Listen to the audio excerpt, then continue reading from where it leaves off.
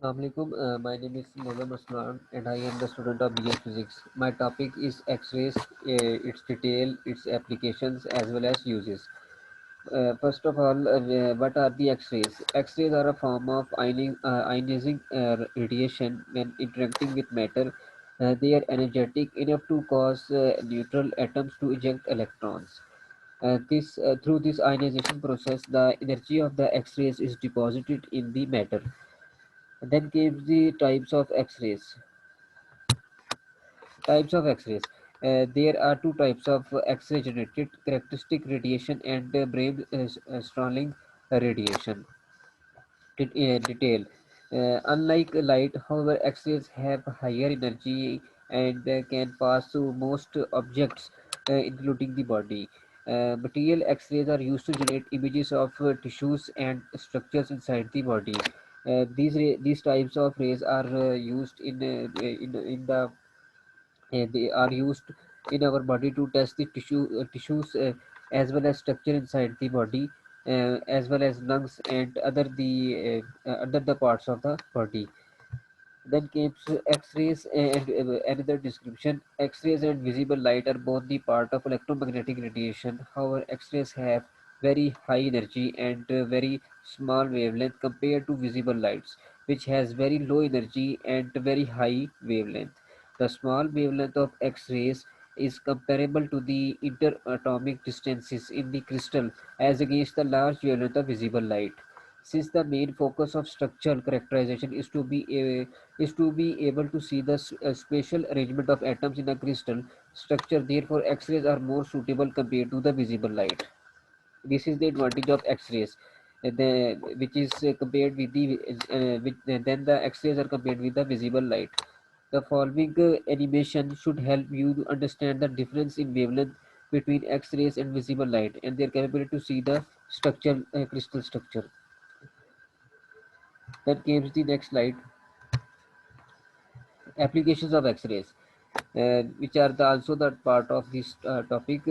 X-rays have following applications in our life.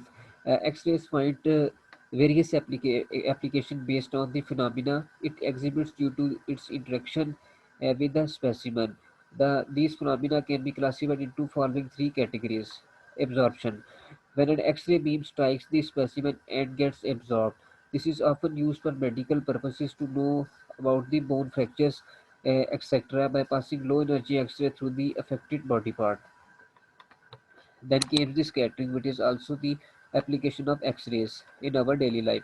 Scattering is the basis. The definition of scattering is it is the basis of materials analysis that involves characterization by means of atomic arrangement in the crystal lattice. Crystal lattice is also discussed in the chemistry, and it has a structure in the chemistry. Each crystal is made up of regular ordered array of atoms in three dimension, as they are in the specific arrangement and have a fixed order as well as arrangement. Each atom in this array has certain electron density based on the atomic number of that particular atom. The incident X-ray beam is scattered by these electron densities and generates a diffraction pattern that can be used to determine the crystal structure of a given chemical. Crystal structure is basically have fixed arrangement, and it is based on the basically the structure of solid, and there is no in order and there is no mistake in this structure. Then gives the fluorescence of which is another application of X-ray. Fluorescence, the definition of fluorescence is it is a phenomena that occurs when a specimen is irradiated with high energy. X-rays fall and the innermost electrons are ejected. The resulting gap is filled up by the outer shell electrons falling down to fill the generated gap. The energy of outer shell electron must match the energy of inner shell electron for it to be able to occupy the inner shell.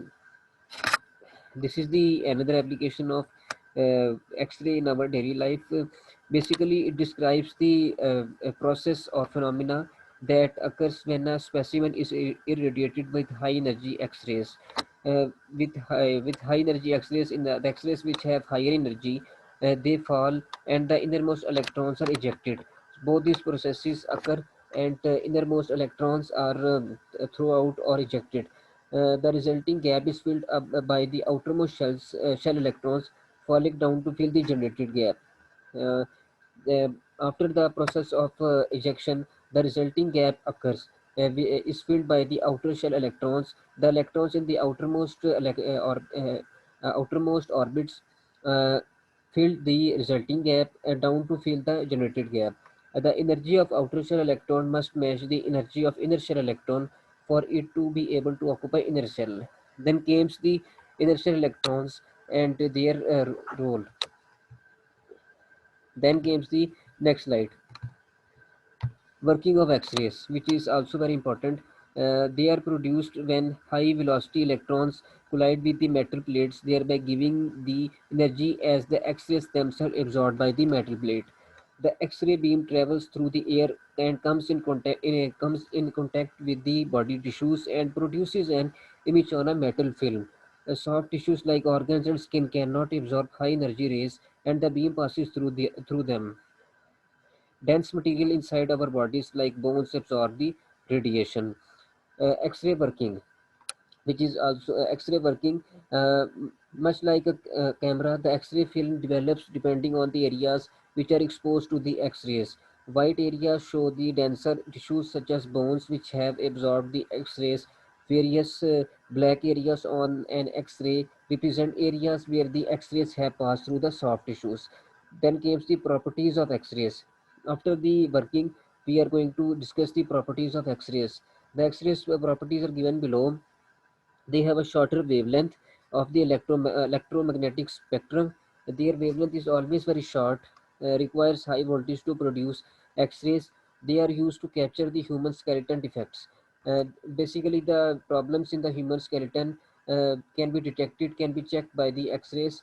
They plays a very vital role in this field. They travel in a straight line and do not carry an electric charge with them. They are capable of traveling in a vacuum.